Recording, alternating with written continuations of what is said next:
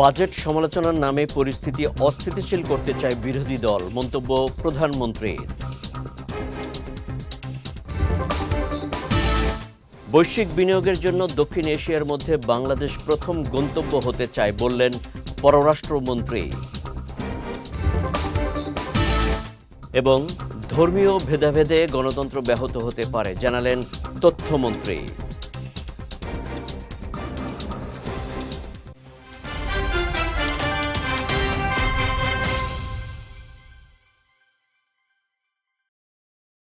আসসালামু আলাইকুম। পুষ্টি চা নিবেদিত বিজয় রাতের সংবাদে আমন্ত্রণ জানাচ্ছি আমি কনুজ শিকদার। শুনছিলেন শিরোনাম, এবারে বিস্তারিত। প্রতি বছর বাজেটের পর জিনিসপত্রের দাম বাড়লেও এবছর চাল, ডাল, তেল সহ ৬০টি নিত্যপণ্যের ট্যাক্স প্রত্যাহার করায় জিনিসপত্রের দাম স্থিতিশীল রয়েছে বলে জানিয়েছেন প্রধানমন্ত্রী তারেক রহমান। বাজেটের সমালোচনার নামে বিরোধী দল দেশে বিশৃঙ্খলা, অস্থিতিশীল পরিস্থিতি সৃষ্টি করতে চায় বলেও অভিযোগ করেন তিনি। সকালে কক্সবাজারের সদর উপজেলার পিএমখালী ইউনিয়নের পাতিলি খাল পুনঃখনন কাজ উদ্বোধনের পরে প্রধানমন্ত্রী তারেক রহমান এসব কথা বলেন। তিনি বলেন, যেই বাজেটে ট্যাক্স কমানো হয় সেই বাজেটও বিরোধী দল মানে না। মদ ও সিগারেটের দাম বাড়ানো হয়, সেই বাজেটও বিরোধী দলের পছন্দ নয়। দেশের মানুষের পাশে দাঁড়ানো নয়, তাদের উদ্দেশ্য একটাই, সেটা হচ্ছে দেশের মধ্যে একটি অস্থিতিশীলতা, অশান্তি তৈরি করা ও মানুষকে বিভ্রান্ত করা।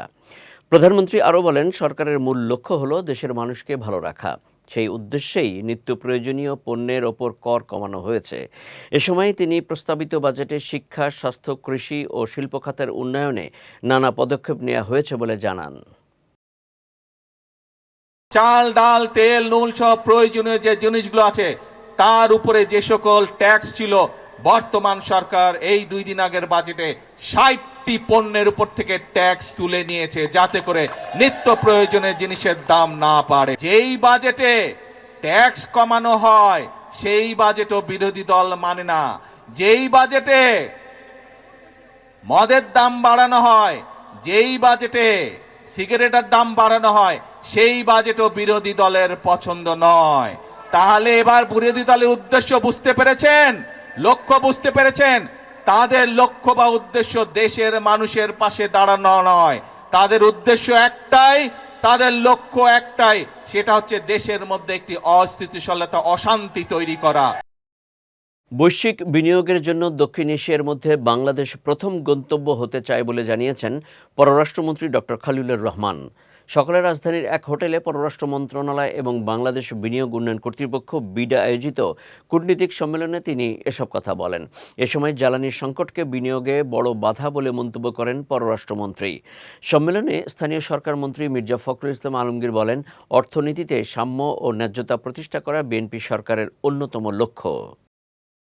Challenges also bring opportunities. It is two sides of the same coin. Political transitions can bring questions, but they also bring the clarity of purpose needed for genuine transformation. Our government possesses the political will, the strategic vision, and the unwavering commitment to make Bangladesh the most competitive investment destination in South Asia. স্বাধীনতার পক্ষে বিপক্ষের কৃত্রিম মেরুকরণ ভেঙে যে গণতন্ত্র অর্জন হয়েছে, ধর্মীয় ভেদাভেদ সে অর্জন ব্যাহত করতে পারে বলে মন্তব্য করেছেন তথ্য ও সম্প্রচার মন্ত্রী জহিরুদ্দিন স্বপন। দুপুরে রাজধানীর কাকরাইলে এক সেমিনারে তিনি এই মন্তব্য করেন। বিভেদহীন বাংলাদেশ প্রত্যাশা করে তিনি বলেন, নিজস্ব বয়ান প্রতিষ্ঠা করতে ইতিহাস বিকৃতকারীরা পরবর্তীতে দেশ থেকে পালাতে বাধ্য হয়। এ সময় গতকাল দীনেশ ত্রিবেদীর মন্তব্যের প্রেক্ষিতে তিনি বলেন, বাংলাদেশের আঞ্চলিক স্বার্থে সার্কের কার্যক্রম উপেক্ষা করে দেয়া যে কোনো পরামর্শ সন্দেহজনক। অনুষ্ঠানে যোগ দিয়ে বাজেট নিয়ে বিরোধী দলের অবস্থানের সমালোচনা করেন শ্রম ও কর্মসংস্থান প্রতিমন্ত্রী নুরুল হক নূর। স্বাধীনতার পক্ষে বিপক্ষের মেরুকরণের কৃত্রিম বয়ানকে ভেঙে ফ্যাসিবাদ বনাম গণতন্ত্রের বয়ানকে তারেক রহমানের নেতৃত্বে আমরা প্রতিষ্ঠা করেছি বাংলাদেশে। কে ধর্মের পক্ষে আর কে ধর্মের বিপক্ষে, কে বাংলাদেশের পক্ষে আর কে বাংলাদেশের বিপক্ষে, কে অমুকের পক্ষে, কে অমুকের বন্ধু, কে তমুকের শত্রু, এই ধরনের নানান প্রশ্নের মধ্যে কিন্তু আমাদের অর্জিত গণতন্ত্রের যাত্রাপথ বাধাগ্রস্ত হতে পারে। জাতিসংঘ, সার্ক এবং বাংলাদেশ এর বাইরে আর কোনো কাঠামো ব্যাখ্যা যিনিই বলবেন তাকে আমরা সন্দেহের চোখে দেখতে বাধ্য এবং দেখব। তারেক রহমানের ভীষণ বাস্তবায়নে যুবদল গুরুত্বপূর্ণ ভূমিকা রাখবে বলে আশা প্রকাশ করেছেন বিএনপি মহাসচিব ও স্থানীয় সরকার মন্ত্রী মির্জা ফখরুল ইসলাম আলমগীর। সকালে রাজধানীর জিয়া উদ্যানে প্রয়াত রাষ্ট্রপতি, বিএনপির প্রতিষ্ঠাতা জিয়াউর রহমান ও সাবেক প্রধানমন্ত্রী খালেদা জিয়ার মাজারে শ্রদ্ধা নিবেদন শেষে তিনি এই আশাবাদ ব্যক্ত করেন। এ সময় মির্জা ফখরুল ইসলাম আলমগীর বলেন, তারেক রহমান ঘোষিত রাষ্ট্র সংস্কার ও উন্নয়নের ভীষণ বাস্তবায়নে যুবদল অগ্রণী ভূমিকা পালন করবে। তিনি নতুন কমিটির নেতাদের ঐক্যবদ্ধভাবে কাজ করার আহ্বান জানান। শ্রদ্ধা নিবেদন শেষে বিএনপি ও এর অঙ্গ সংগঠনের নেতারা দেশ ও জাতির কল্যাণ কামনায় বিশেষ মোনাজাতে অংশ নেন। যুবদলকে সংগঠিত করা সারা দেশে এবং বর্তমানে প্রধানমন্ত্রী জনাব তারেক রহমানের যে নতুন বাংলাদেশ, সবার আগে বাংলাদেশ গড়ে তুলবার যে লক্ষ্য, যে ভিশন, সেটাকে বাস্তবায়িত করার লক্ষ্যে যুবদল একটা অত্যন্ত ইতিবাচক ভূমিকা পালন করতে পারবে বলে আমি বিশ্বাস করি।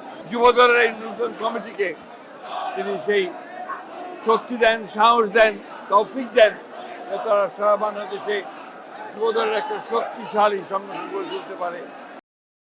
সমাজ ও রাষ্ট্রের উন্নয়নে সামাজিক সংগঠনগুলোর কার্যকর ভূমিকা প্রয়োজন বলে জানিয়েছেন জাতীয় সংসদের স্পিকার হাফিজ উদ্দিন আহমদ। সকালে রাজধানীর একটি হোটেলে সেবামূলক সংগঠন লায়ন্স ইন্টারন্যাশনালের ৩৯তম বার্ষিক ডিস্ট্রিবিউট কনভেনশনের অনুষ্ঠানে তিনি এসব কথা বলেন। স্পিকার বলেন, রাষ্ট্রের উন্নয়নের জন্য রাষ্ট্র কাঠামোর পাশাপাশি সামাজিক সংগঠনগুলোর কাজ করা প্রয়োজন। সামাজিক দায়বদ্ধতার জায়গা থেকে লায়ন্স ইন্টারন্যাশনালের বিভিন্ন সেবামূলক কাজের প্রশংসা করে স্পিকার হাফিজ উদ্দিন আহমদ সবাইকে এমনভাবে এগিয়ে আসার আহ্বান জানান। আমি বিশ্বাস করি সমাজ ও রাষ্ট্রের উন্নয়নে সরকারি উদ্যোগের পাশাপাশি এ ধরনের স্বেচ্ছাসেবী সংগঠনের ভূমিকা অত্যন্ত গুরুত্বপূর্ণ। বাংলাদেশের লায়ন্স ইন্টারন্যাশনাল অত্যন্ত সুসংগঠিতভাবে মানব কল্যাণমূলক কার্যক্রম পরিচালনা করছেন। সমাজের সুবিধাবঞ্চিত মানুষের পাশে দাঁড়িয়ে আপনাদের এই নিরলস প্রচেষ্টা নিঃসন্দেহে প্রশংসনীয়। বাংলাদেশে প্রথমবারের মতো ফিফা ওয়ার্ল্ড কাপ 2026-এর ফ্যানফেস্ট আয়োজন করেছে লাইফ বয়। ঢাকা বিশ্ববিদ্যালয়ের টিএসসিতে আয়োজিত এই ফ্যানফেস্ট চলবে 11 জুন থেকে 13 জুন পর্যন্ত।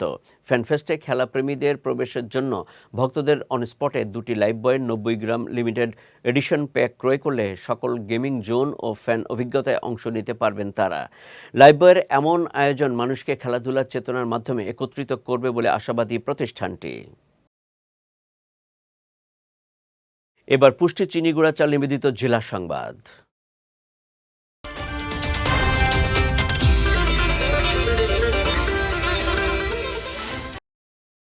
প্রধানমন্ত্রী তারেক রহমানের 5 বছরে 25 কোটি গাছের চারা রোপণের অংশ হিসেবে দেশের বিভিন্ন জায়গায় বৃক্ষরোপণ কর্মসূচির উদ্বোধন করা হয়েছে। এরই অংশ হিসেবে কুষ্টিয়ার কুমারখালীতে কৃষি প্রণোদনার আওতায় বৃক্ষরোপণ কর্মসূচির উদ্বোধন করা হয়। দুপুরে উপজেলা প্রশাসন ও কৃষি সম্প্রসারণ অধিদপ্তরের আয়োজনে উপজেলার বিভিন্ন স্থানে বৃক্ষরোপণ করা হয়। এ সময় উপজেলার নির্বাহী কর্মকর্তা ফারজানা আক্তার, উপজেলার কৃষি কর্মকর্তা রইসুল ইসলাম সহ অনেক উপস্থিত ছিলেন। অন্যদিকে এই কর্মসূচির আওতায় আজ বরগুনার তালতলী উপজেলা পরিষদ চত্বরে চারাগাছ রোপণের মাধ্যমে আনুষ্ঠানিকভাবে এই কর্মসূচির উদ্বোধন করেন উপজেলা নির্বাহী কর্মকর্তা মোহাম্মদ জাহিদুল ইসলাম। অনুষ্ঠানে তালতলীর রেঞ্জ জিয়াউল ইসলাম সহ বিভিন্ন সরকারি দপ্তরের কর্মকর্তা কর্মচারী, সাংবাদিক এবং সামাজিক সংগঠনের প্রতিনিধিরা উপস্থিত ছিলেন।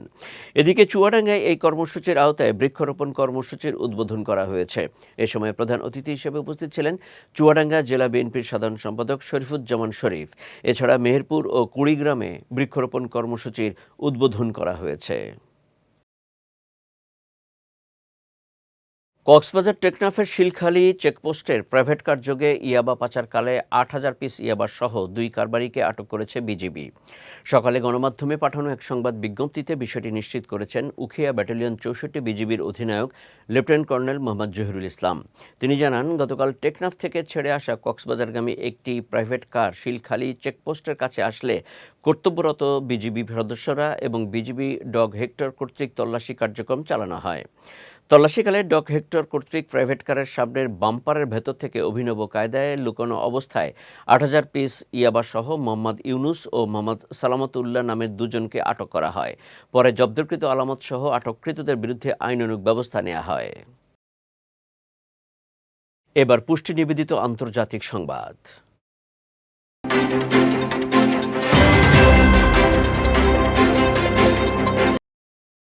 পাকিস্তানের খাইবার পাখতুনখোয়ার উত্তর ওয়াজিরিস্তানে নিরাপত্তা বাহিনীর অভিযানে ২১ জন নিহত হয়েছে।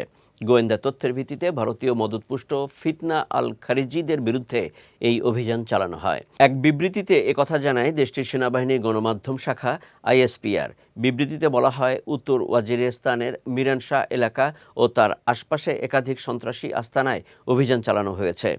আইএসপিআর জানায়, গত ৭২ ঘণ্টায় প্রচণ্ড গোলাগুলির পর ভারত সমর্থিত ফিতনা আল খারিজির ২১ সন্ত্রাসী নিহত হয়েছে।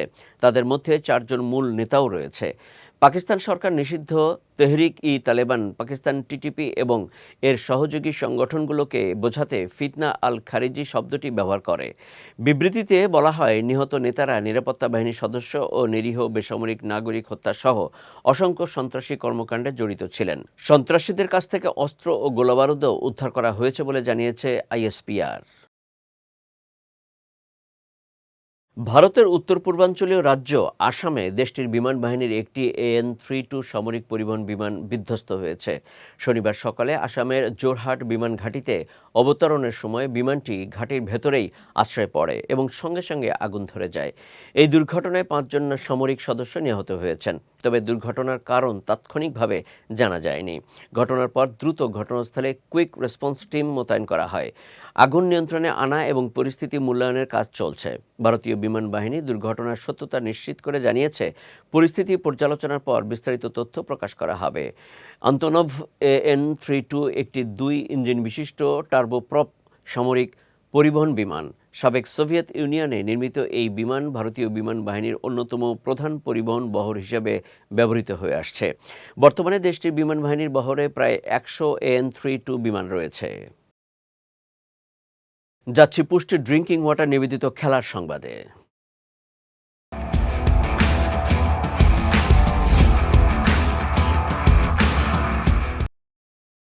অস্ট্রেলিয়ার বিপক্ষে তৃতীয় ও শেষ ওয়ানডের জন্য দলে ফিরেছেন অফ স্পিন অলরাউন্ডার শেখ মেহেদী। দীর্ঘ প্রায় ২ বছর পর আবারও জাতীয় দলের ওয়ানডে স্কোয়াডে সুযোগ পেলেন তিনি। সবশেষ ২০২৩ বিশ্বকাপে অস্ট্রেলিয়ার বিপক্ষেই ৫০ ওভারের ক্রিকেটে বাংলাদেশের হয়ে খেলেছিলেন শেখ মেহেদী। এরপর ১১ ম্যাচ খেলা এই অলরাউন্ডার দল থেকে ছিটকে পড়েন। তার দলে ফেরার কারণ আনুষ্ঠানিকভাবে জানায়নি নির্বাচকরা। তবে ধারণা করা হচ্ছে, মাথায় চোট পাওয়া অধিনায়ক মেহেদী হাসান মিরাজকে নিয়ে কোনো ঝুঁকি নিতে চায় না টিম ম্যানেজমেন্ট। মিরাজের শারীরিক অবস্থা মূল্যায়নের পর ম্যাচের দিন সকালে চূড়ান্ত সিদ্ধান্ত নেওয়া হবে। এদিকে ২ ম্যাচ জিতে ইতিমধ্যেই সিরিজ নিজেদের করে নিয়েছে বাংলাদেশ। এবার লক্ষ্য ইতিহাস গড়া। প্রথমবারের মতো ওয়ানডে ক্রিকেটে অস্ট্রেলিয়াকে হোয়াইট ওয়াশ করার সুযোগ টাইগারদের সামনে। মিরপুর শেরেবাংলা জাতীয় ক্রিকেট স্টেডিয়ামে রোববার অনুষ্ঠিত হবে সিরিজের তৃতীয় ও শেষ ওয়ানডে।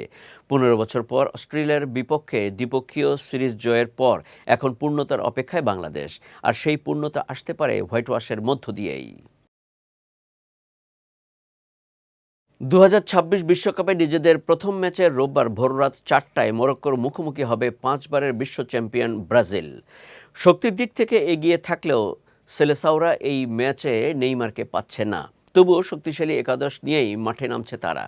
আক্রমণে থাকতে পারেন Vinicius Junior, Raphinha, Lucas Paqueta, Matheus Cunha. মাঝমাঠে কাসেমিরো, ব্রুনো গিমারেস জুটি এবং রক্ষণে মার্কিনিয়াস, গাব্রিয়েল মাগালায়েস, দানিয়েলো ও ডগলাস। অন্যদিকে ২০২২ বিশ্বকাপে স্পেন ও পর্তুগালকে হারিয়ে সেমিফাইনালে জায়গা করে নেওয়া মরক্কো এবারও চমক দেখাতে চায়। তবে চোটে জর্জরিত মরক্কোও নেই সেন্টার ব্যাক নাইফ আগুয়ের্থ এবং আজ আবদের মতো তারকারা। তবে তাদের আক্রমণ ভাগে থাকছেন ব্রাহিম দিয়াজ ও আজিদিন উনাহি। পুষ্টি চা নিবেদিত বিজয় রাতের সংবাদ শেষ করার আগে শিরোনামগুলো দেখে নিচ্ছি আরও একবার।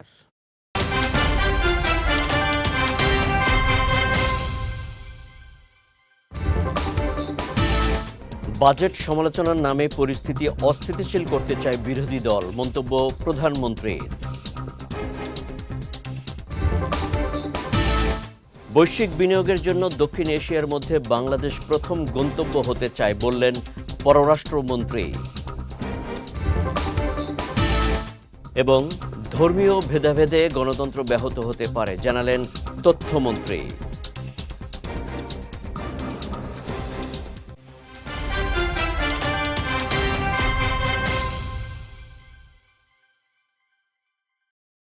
বিজয় রাতের সংবাদ শেষে আজকের মতো আমি কনুজ শিকদার আপনাদের কাছ থেকে বিদায় নিচ্ছি। আগামীকাল একই সময় নতুন সব খবর দেখতে চোখ রাখুন বিজয় টিভিতে। এছাড়াও আজকের বিজয় রাতের সংবাদের ভিডিও দেখতে পারেন আমাদের ইউটিউব এবং ফেসবুক পেজে। আমাদের ইউটিউব হলো youtube.com/bijaytvofficial এবং আমাদের ফেসবুক পেজ হলো facebook.com/bijaytvlimited। এতক্ষণ সঙ্গে থাকার জন্য ধন্যবাদ সবাইকে।